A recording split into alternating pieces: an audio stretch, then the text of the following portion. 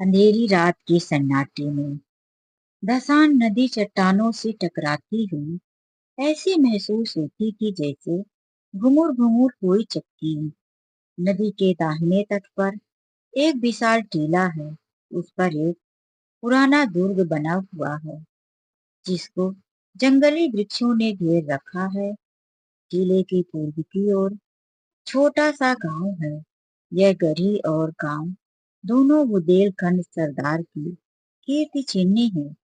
शताब्दियां व्यतीत हो गई। बुंदेलखंड में कितने ही राज्यों का उदय और अस्त हुआ। मुसलमान आए और गए, राजा उठे और गिरे। कोई गांव, कोई हल्का ऐसा ना था जो इन दुर्ग व्यवस्थाओं से पीड़ित ना हो। मगर इस दुर्ग पर किसी शत्रु की विजय पताका ना लहराई और इस गांव में किसी विद्रोही का भी पर्दापरण ना हुआ। यह उसका सौभाग्य था। अनिरुद्ध सिंह वीर राजपूत था। वह जमाना ही ऐसा था जब मनुष्य मात्र को अपने बाहुबल और पराक्रम पर ही भरोसा था। एक ओर मुसलमान सेनाएं पैर जमाए खड़ी थी, दूसरी ओर बलवान राजा अपने निर्बल भाइयों का गला घोटने पर तत्पर रहते थे। अनिरुद्ध सिंह के पास सवारों यादों का एक छोटा सा मगर संजीव दल था। इससे वह अपने कुल और मर्यादा की रक्षा किया करता था। उसे कभी चैन से बैठना नसीब ना होता था। 3 वर्ष पहले उसका विवाह शीतला देवी से हुआ था। मगर अनिरुद्ध बिहार के दिन विलास की रातें पहाड़ों में काटता था और शीतला उसकी जान की खैर मनाने में रहती थी। वह कितनी बार पति से अनुरोध कर चुकी थी, कितनी बार उसके पैरों पर गिरकर रोई थी कि तुम मेरी आंखों से दूर ना हो, मुझे हरिद्वार ले चलो, मुझे तुम्हारे साथ वनवास अच्छा, यह वियोग अच्छा नहीं। उसने प्यार से कहा, जिद से कहा, विनय की। मगर अनुरुद्ध बुंदेला था। शीतला अपने किसी हथियार से उसे परास्त ना कर सकी। अंधेरी रात थी, सारी दुनिया सोती थी, तारे आसमान में जागते थे। शीतला देवी पलक पर पड़ी करवटें बदल रही थी। उसकी ननद सारंधा फर्श पर बैठी मधुर स्वर से गीत गा रही थी। शीतला ने कहा, जी ना जलाओ, क्या तुम्हें नींद भी नहीं आती? सारंधा ने कहा, तुम्हें लोरी सुना रही हूँ। शीतला बोली, मेरी आंखों से तो नींद लोप हो गई है। सारंधा बोली, किसी को ढूंढने गई होगी। इतने में द्वार और एक गठे हुए बदन के रूपवान पुरुष के भीतर प्रवेश किया। वह अनिरुद्ध था। उसके कपड़े भीगे हुए थे और बदन पर हथियार ना था। शीतला चारपाई से उतरकर जमीन पर बैठ गई। सारंधा ने पूछा, भैया, ये कपड़े कैसे भीगे? अनिरुद्ध ने कहा, नदी तैर कर आया हूँ। सारंधा ने कहा, हथियार का क्या हुआ? अनिरुद्ध ने जवाब दिया, छिन गए। सारंधा ने पूछा, और साथी और आदमी? अनिरुद्ध ने कहा, सबने वीर गति पाई। शीतला ने दबी जुबान से कहा, ईश्वर ने ही कुशल किया। मगर सारंधा के तेवरों पर बल पड़ गए और मुखमंडल गर्व से समेत सतेज हो गया। बोली, भैया, तुमने कुल की मर्यादा खो दी। ऐसा कभी ना हुआ था। सारंधा भाई पर जान देती थी। उसके मुंह से यह धिक्कार सुनकर अनिरुद्ध लज्जा और खेद से विकल हो गया। वह वीर गति जिसे क्षण भर के लिए अनुराग ने दबा लिया था, पर ज्वलंत हो गई। वह उल्टे पांव लौटा, यह कहकर बाहर चला गया कि सारंधा, तुमने मुझे सदैव के लिए सचेत कर दिया। यह बात मुझे कभी ना भूलेगी। अंधेरी रात थी। आकाश में आकाश मंडल में तारों का प्रकाश बहुधा धुंधला था। अनिरुद्ध किले से बाहर निकल गया, भर भर में नदी के उस पार जा पहुंचा और फिर अंधकार में लुप्त हो गया। शीतला उसके पीछे पीछे किले की दीवारों तक आई, मगर जब तक अनिरुद्ध छलांग मारकर बाहर कूद पड़ा तो वह बिहरणी एक चट्टान पर बैठकर रोने लगी। इतने में सारंधा भी वहां आ पहुंची। शीतला नागिन की तरह बल खाकर कहा, मर्यादा इतनी प्यारी है? सारंधा ने कहा, हाँ। शीतला, अपना पति होता तो हृदय में छुपा लेती। सारंधा ने जवाब दिया, ना छाती में छुरा चुभा देती। शीतला ने ऐठ कर कहा, चोली में छिपाती फिरोगी, मेरी बात विरह में बांध लो। सारंधा ने कहा, जिस दिन ऐसा होगा मैं भी अपना वचन पूरा कर दिखाऊंगी। इस घटना के 3 महीने पीछे अनिरुद्ध महारौनी को जीत करके लौटा और साल भर पीछे सारंधा का विवाह ओरछा के राजा चंपत राय से हो गया। मगर उस दिन की बातें दोनों महिलाओं के हृदय में कांटे की तरह खटकती रही। राजा चंपत राय बड़े प्रतिभाशाली पुरुष थे। सारी बुंदेल जाति उनके नाम पर जान देती थी और उनके प्रभुत्व को मानती थी। गद्दी पर बैठते ही उन्होंने मुगल बादशाहों का कर देना बंद कर दिया और वे बाहुबल से राज्य विस्तार करने लगे। मुसलमानों की सेनाएं बार बार उन पर हमले करती थी, पर वह हार कर लौट जाती थी। यही समय था जब अनिरुद्ध ने सारंधा का चंपत राय से विवाह कर दिया था। सारंधा ने मुंह मांगी मुराद पाई। उसकी यह अभिलाषा कि मेरा पति बुंदेल जात का कुल तिलक हो, पूरी हुई।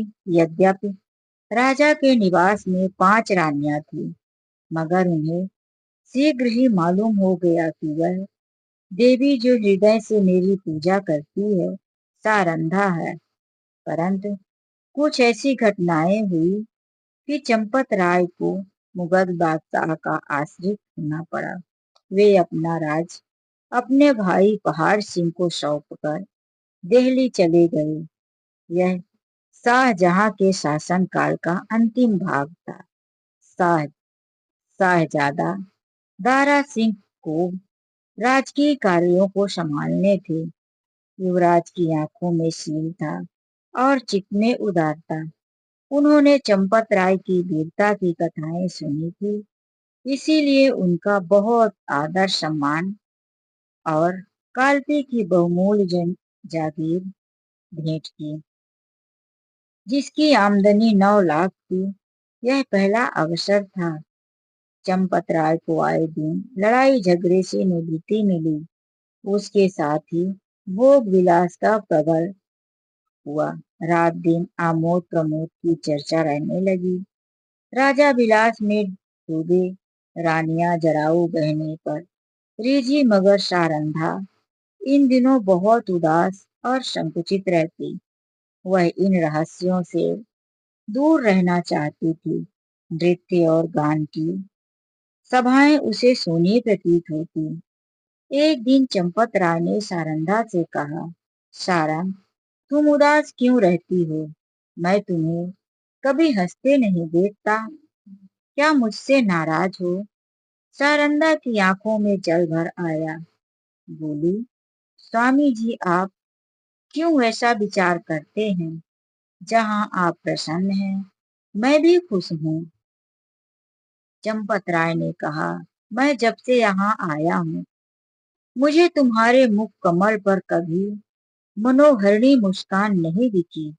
तुमने कभी अपने हाथों से मुझे बीड़ा नहीं खिलाया, कभी मेरी पाग नहीं संवारी, कभी मेरे शरीर पर शस्त्र ना सजाए, कहीं प्रेम लता मुरझाए तो नहीं लगी। सारंधा जवाब देती है, प्राणनाथ, आप मुझसे ऐसी बातें पूछते हैं जिसका उत्तर मेरे पास नहीं। लेकिन मैं इन दिनों मेरा चित्त उदास रहता है। मैं बहुत चाहती हूँ कि खुश रहूं, मगर बोझ सा हृदय पर धरा रहता है। चंपत राय स्वयं आनंद में मग्न थे, इसलिए उनके विचार में सारंधा को असंतुष्ट रहने का कोई उचित कारण ना मिल सका। वे भौहें सिकोड़ कर बोले, तुम्हें तुम्हारे उदास रहने का कोई विशेष कारण नहीं मालूम होता। ओरछे में कौन सा सुख था जो यहाँ नहीं है? सारंधा का चेहरा लाल हो गया। बोली, मैं कुछ कहूँ, आप नाराज तो ना होंगे? चंपत राय ने कहा, नहीं, शौक से कहो। सारंधा कहती है, ओरछे में मैं एक राजा की रानी थी। यहाँ मैं एक जागीरदार की चेरी हूँ। ओरछे में मैं वहां थी जो अवध में कौशल्या थी। यहाँ मैं बादशाह के एक सेवक की स्त्री हूँ। जिस बादशाह के सामने आज आप आदर से सिर झुकाते हैं, वह कल आपके नाम से कांपता था। रानी से चेरी होकर भी प्रसन्नचित होना मेरे बस में नहीं। आपने यह पद और ये विलास की सामग्रियां बड़े महंगे दामों पर मोल ली है। चंपत राय के नेत्रों पर से एक पर्दा सा हट गया। वे अब तक सारंधा की आत्मिक उच्चता को ना जानते थे। जैसे वे माँ बाप का बालक माँ की चर्चा सुन रोने लगता है, उसी तरह ओरछे की याद से चंपत राय भी आंखों में सजल हो गए।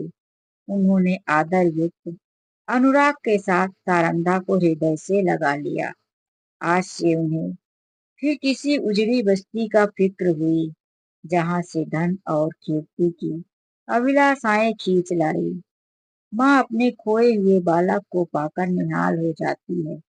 चंपत राय के आने से बुंदेलखंड निहाल हो गया। ओरछे के भाग जाने नौबत चढ़ने लगी और फिर सारंधा के कमल नेत्रों में जाति अभिमान का आभास दिखाई देने लगा। यहाँ रहते रहते महीनों बीत गए। इस बीच में शाहजहां बीमार पड़ा। पहले से ही ईर्ष्या की अग्नि दहक रही थी। यह खबर सुनते ही ज्वाला प्रचंड हुई। संग्राम तैयारियां होने लगी। शहजादे मुराद और मुइनुद्दीन अपने अपने दल सजाकर दक्षिण से चले। वर्षा के दिन थे। उर्वरा भूमि रंग रंग के रूप भरकर अपने सौंदर्य को दिखाती थी। मुराद और मुहिउद्दीन उमंगों से भरे हुए कदम बढ़ाते चल रहे थे। यहाँ तक कि धूल के निकट चंबल के तट पर आ पहुंचे। परंतु यहाँ उन्होंने बादशाह सेना को अपने शुभागम की नियमित तैयार पाया। शहजादे अब बड़ी चिंता में पड़े। समय अब अगम्य नदी लहरें मार रही थी। किसी योगी के त्याग से सदृढ़ विवश होकर चंपत राय के पास संदेशा भेजा कि खुदा के लिए आकर हमारी डूबती हुई नाव को पार लगाइए। राजा ने भवन में जाकर सारंधा से पूछा, इसका क्या उत्तर दूं? सारंधा कहती है, आपको मदद करनी होगी। चंपत राय ने कहा, उनकी मदद करना दारा किशोर की बैर लेना है। सारंधा कहती है, यह सत्य है, परंतु हाथ फैलाने की मर्यादा भी तो निभानी चाहिए। चंपत राय ने कहा, प्रिय, तुमने सोचकर जवाब नहीं दिया। सारंधा कहती है, प्राणनाथ, मैं अच्छी तरह जानती हूँ कि यह मार्ग कठिन है और अब हमें अपने योद्धाओं का रक्त पानी के समान बहाना पड़ेगा, परंतु हम अपना रक्त बहाएंगे और चंबल की लहरों को लाल कर देंगे। विश्वास रखिए कि जब तक नदी की धारा बहती रहेगी, वह हमारे वीरों को कीर्तिमान करती रहेगी। जब तक बिंदेलों का एक भी नाम लेवा रहेगा, ये रक्त बिंदु इसके माथे पर केसर का तिलक बनाकर चमकेगी। वायुमंडल में मेघराज की सेनाएं उबल रही थी। ओरछे के किले से बुंदेलखंडों का एक काली घटा उठी, वेग के साथ चंबल की तरफ चली। प्रत्येक सिपाही वीर रस से झूम रहा था। सारंधा ने दोनों राजकुमारों को गले से लगा लिया और राजा को पान का बीड़ा देकर कहा, बुंदेलों की लाज अब तुम्हारे हाथ है। आज उसका एक अंग अंग मुस्कुरा रहा और हृदय हुलियत है बुंदेलों की यह सेना देखकर। शहजादे फूले ना समाये। राजा वहां की अंगुल अंगुल भूमि से परिचित थे। उन्होंने बुंदेलों को तो एक आड़ में छिपा दिया। शहजादे की फौज को सजाकर नदी के किनारे किनारे पश्चिम की ओर चले। दारा सिंह कोह को भ्रम हुआ कि शत्रु किसी अन्य घाट से नदी उतरना चाहता है। उन्होंने घाट पर से मोर्चे हटा लिए। घाट में बैठे बुंदेल उसी ताक में थे। बाहर निकल पड़े और उन्होंने तुरंत ही नदी में घोड़े डाल दिए। चंपत राय ने शहजादा दारा सिंह को बुलावा देकर अपनी फौज घुमा दी और बुंदेलों के पीछे चलता हुआ उसे पार उतार लाया। इस कठिन चाल में 7 घंटों का विलंब हुआ, परंतु देखा तो 700 बुंदेलों की लाश तड़प रही थी। राजा को देखते ही बुंदेलों की हिम्मत बंध गई। शहजादों की सेना ने भी अल्लाह को अकबर, अल्लाह हो अकबर की ध्वनि के साथ धावा किया। बादशाही सेना में हलचल पड़ गई। उनकी पंक्तियां छिन्न भिन्न हो गई। हाथों हाथ लड़ाई होने लगी। यहाँ यहाँ तक कि शाम हो गई। रणभूमि रुधिर से लाल हो गई और आकाश में अंधेरा हो गया। घमासान की मार हो रही थी। बादशाही सेना शहजादों को दबाए आती थी। अकस्मात पश्चिम से फिर बुंदेलों का एक लहर उठी और इस वेग से बादशाही सेना की कुश्ती पर टकराई कि उसके कदम उखड़ गए। जीता हुआ मैदान हाथ से निकल गया। लोगों का कौतूहल था कि यह देवी सहायता कहाँ से आई। सरल स्वभाव के लोगों की धारणा थी यह फतेह के फरिश्ते हैं, शहजादों की मदद के लिए आए हैं। परंतु जब राजा चंपत राय निकट आए तो सारंधा ने घोड़े से उतरकर उनके पैर छुए, पैर सिर पर झुका दिया। राजा को असीम आनंद हुआ कि यह कोई और नहीं सारंधा थी। समर भूमि का दृश्य इस समय अत्यंत दुखमय था। थोड़ी देर पहले जहां सजे हुए वीरों के दल में वहां अब बेजुबान लाशें तड़प रही थी। मनुष्य ने अपने स्वार्थ के लिए अनादिकाल से ही भाइयों की हत्या की है। अब विजयी सेना लूट पर टूट पड़ी। पहले मर्दों से लड़ते थे। वह वीरता और पराक्रम का चित्र था। यह निष्ठा और दुर्बलता की ग्लानिप्रदा तस्वीर थी। उस समय मनुष्य पशु बना हुआ था। वह अब पशु भी बढ़ गया था। इसी नोच खसोट में लोगों को बादशाही सेना का सेनापति बली बहादुर खां की लाश दिखाई दी। उसके निकट उसका घोड़ा खड़ा हुआ अपनी दुम से मक्खियां उड़ा रहा था। राजा को घोड़ों का शौक था। देखते ही वह उस पर मोहित हो गया। यह उसकी इराकी जात का अति सुंदर घोड़ा था। एक एक अंग सांचे में ढला हुआ, सिंह की सी छाती, चीते की सी कमर। उसका यह प्रेम और स्वाव भक्त देखकर लोगों को बड़ा कौतूहल हुआ। राजा ने हुक्म दिया, खबरदार इस प्रेमी पर कोई हथियार ना चलाए। इसे जीता पकड़ लो। यह मेरे अस्तबल की शोभा बढ़ाएगा। जो इसे मेरे पास ले आएगा उसे धन से निहाल कर दूंगा। योद्धागढ़ चारों ओर से लगते, परंतु किसी का साहस ना होता था कि उसके निकट जा सके। कोई पुचकारता रहा, कोई फंदे में फंसाने की फिक्र में था, पर कोई उपाय सफल ना होता था। वहां सिपाहियों का मेला सा लगा हुआ था। पर सारंधा अपने खेमे में निकली और निर्भय होकर घोड़े के पास चली गई। उसकी आंखों में प्रेम का प्रकाश था, छल का नहीं। घोड़े ने सिर झुका दिया। रानी ने उसकी गर्दन पर हाथ रखा। वह उसकी पीठ सहलाने लगी। घोड़े ने उसके आंचल में मुंह छिपा लिया। रानी उसकी रास पकड़कर खेमे की ओर चल पड़ी। घोड़ा इस तरह चुपचाप उसके पीछे चला मानो सदैव से उसका सेवक। पर बहुत अच्छा होता कि घोड़े ने सारंधा से भी निष्ठुरता की होती। यह सुंदर घोड़ा आगे चलकर इस राज परिवार के निमित्त स्वर्ण जटिल मृग साबित हुआ। संसार में एक रण क्षेत्र, एक मैदान में सेनापति को विजय लाभ होता है। जो अवसर को पहचानता है वह अवसर पर जितने उत्साह से आगे बढ़ता है उतने ही उत्साह से आपत्ति के समय पीछे हट जाता है। यह वीर पुरुष राष्ट्र का निर्माता होता है। इतिहास इसके नाम पर यश के फूलों की वर्षा करता है। दोपहर का समय था। सूर्य नारायण सिर पर आकर अग्नि की वर्षा कर रहे थे। शरीर को झुलसाने वाली प्रचंड प्रखर वायु वन और पर्वत में आग लगाती फिरती थी। ऐसा मालूम होता था मानो अग्निदेव की समस्त सेना गरजती हुई आ रही है। गगन मंडल इस भय से कांप रहा था। रानी सारंधा घोड़े पर सवार चंपत राय को लिए पश्चिम की ओर चली जाती थी। ओरछा 10 कोस पीछे छूट चुका था और प्रतिक्षण यह अनुमान स्थिर होता था कि अब हम भय के क्षेत्र से बाहर निकल आए। राजा पालकी में अचेत पड़े हुए थे और कहार पसीने में सरोवर थे। पालकी के पीछे 5 सवार घोड़ा बढ़ाए चले जाते थे। प्यास के मारे सबका बुरा हाल था। तालू सूखा जाता था। किसी वृक्ष की छाए और कुएं की तलाश में आंखें चारों ओर दौड़ रही थी। अचानक सारंधा ने पीछे की तरफ देखा और फिर देखकर तो उसे सवारों का एक दल आता हुआ दिखाई दिया।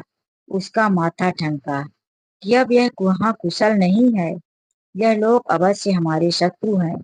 फिर विचार हुआ कि शायद मेरे राजकुमार अपने आदमियों को लेकर हमारी सहायता को आ रहे हैं। नैराश्य में भी आशा साथ नहीं छोड़ती। कई मिनट तक वह इसी आशा और भय की अवस्था में, यहाँ तक कि दल निकट आ गया और सिपाहियों के वस्त्र साफ नजर आने लगे। रानी ने एक ठंडी सांस ली। उसका शरीर तृणवत कांपने लगा। यह बादशाही सेना है।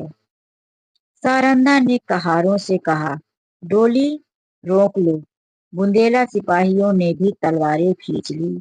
राजा की अवस्था बहुत शोचनीय थी, किंतु जैसे दबी हुई आग का हवा लगते ही प्रदीप्त हो जाती है, उसी प्रकार इस संकट का ज्ञान होते ही उनके जर्जर शरीर में वीरता चमक उठी। वे पालकी का पर्दा उठाकर बाहर निकल आए। धनुष बाण हाथ में ले लिया, किंतु वह धनुष जो उनके हाथ में इंद्र का वज्र बन जाता, इस समय जरा भी ना झुका। सिर में चक्कर आया, पैर थर्राए और वे धरती पर गिर पड़े। भाभी अमंगल की सूचना मिल गई। उस पंख रहित पक्षी के सदृढ़ से जो सांप को अपनी तरफ आते देखकर ऊपर को उचकता और फिर गिर पड़ता। राजा चंपत राय भी संभल कर उठे और फिर गिर पड़े। सारंधा ने उन्हें संभाल कर बिठाया और रोकर बोली, परंतु मुंह से केवल इतना निकला, प्राणनाथ। इसके आगे मुंह से एक शब्द भी ना निकल सका। आन पर मरने वाली सारंधा इस समय साधारण स्त्रियों की भांति शक्ति विहीन हो गई थी। लेकिन एक अंश तक यह निर्बलता स्त्री जात की शोभा है। चंपत राय बोले, सारंग, देखो हमारा एक और वीर जमीन पर गिरा। शोक जिस आपत्ति से यावत जीवन डरता रहा, उसने इस अंतिम समय में आ घेरा। मेरी आंखों के सामने शत्रु तुम्हारे कोमल शरीर में हाथ लगाएंगे और मैं जगह से हिल भी ना सकूंगा। हाय मृत्यु, तू कब आएगी? यह कहते कहते उन्हें एक विचार आया। तलवार की एक तरफ हाथ बढ़ाया, मगर हाथों में दम ना था। तब सारंधा बोली, प्रिय, तुमने कितने ही अवसरों पर मेरी आन निभाई है। इतना सुनते ही सारंधा के मुरझाए हुए मुख पर लाली दौड़ गई। आंसू सूख गए। इस आशा ने कि मैं पति के कुछ काम आ सकती हूँ, उसके हृदय में बल का संचार दिया। वह राजा की ओर विश्वासोपात भाव से देखकर बोली, ईश्वर ने चाहा तो मरते दम तक साथ निभाऊंगी। रानी ने समझा, राजा मुझे प्राण देने का संकेत कर रहे हैं। चंपत राय ने कहा, तुमने मेरी बात कभी नहीं टाली। सारंधा कहती है, मरते दम तक ना टालूंगी। राजा कहते हैं, यह मेरी अंतिम याचना है, इसे अस्वीकार न करना। सारंधा ने तलवार को निकाल कर कहा, अपने वक्ष स्थल पर रख दिया और कहा, यह आपकी आज्ञा नहीं, मेरी हार्दिक अभिलाषा है कि जब भी मैं मरूं तो यह मेरा मस्तक आपके पद कमलों पर हो। चंपत राय ने कहा, तुमने मेरा मतलब नहीं समझा। क्या तुम मुझे इसीलिए शत्रुओं के हाथ में छोड़ जाओगी कि मैं बेड़िए पहने हुए दिल्ली की गलियों में निंदा का पात्र बनूं? रानी ने जिज्ञासा दृष्टि से राजा को देखा। वह उनका मतलब समझ ना सकी। राजा ने कहा, मैं तुमसे एक वरदान मांगता हूँ। रानी ने कहा, सहर्ष मांगिए। राजा कहते हैं, यह मेरी अंतिम प्रार्थना है, जो कुछ कहूंगा करोगी? रानी ने सिर हिला दिया, हाँ करूंगी। राजा ने कहा, देखो तुमने वचन दिया है, इनकार ना करना। रानी ने कहा, हाँ नहीं मना करूंगी। उसका हृदय कांप गया। राजा कहते हैं, अपनी तलवार मेरे हृदय में चुभा दो। रानी के हृदय पर वज्रपात सा हो गया। बोली, जीवन नाथ, इसके आगे वह और कुछ ना बोल सकी। आंखों में निराशा छा गई। राजा कहते हैं, मैं बेड़िया पहनने के लिए जीवित रहना नहीं चाहता। रानी कहने लगी, मुझसे यह कैसे होगा? पांचवा और अंतिम सिपाही धरती पर गिरा। राजा ने झुझला कर कहा, इसी जीवन पर आन निभाने का गर्व था। बादशाह के सिपाही राजा की तरफ लपके। राजा ने निराश पूर्ण भाव से रानी की ओर देखा। रानी क्षण भर अनिश्चित रूप से खड़ी रही, लेकिन संकट में हमारी निश्चयता शक्ति बलवान हो जाती है।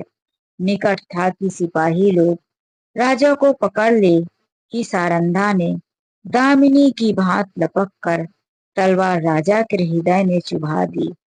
प्रेम की नाव प्रेम के सागर में डूब गई। राजा के हृदय से रुधिर की धारा निकल रही थी, पर चेहरे पर शांति छाई हुई थी। कैसा हृदय है वह स्त्री जो अपने पति पर प्राण देती थी, आज उसकी प्राण घातिका है। जिस हृदय से आलिंगन होकर उसने यौवन सुख लूटा, जो हृदय उसकी अभिलाषाओं का केंद्र था, जो हृदय उसके अभिमान का पोशाक था, उसी हृदय को सारंधा की तलवार छेद रही है। किसी स्त्री की तलवार से ऐसा काम नहीं हुआ कभी। आ आत्माभिमान का कैसा विषादमय अंत है। उदयपुर और मारवाड़ के इतिहास में भी आत्म गौरव की ऐसी घटनाएं नहीं मिलती। बादशाही सिपाही सारंधा का यह साहस और धैर्य देखकर दंग रह गए।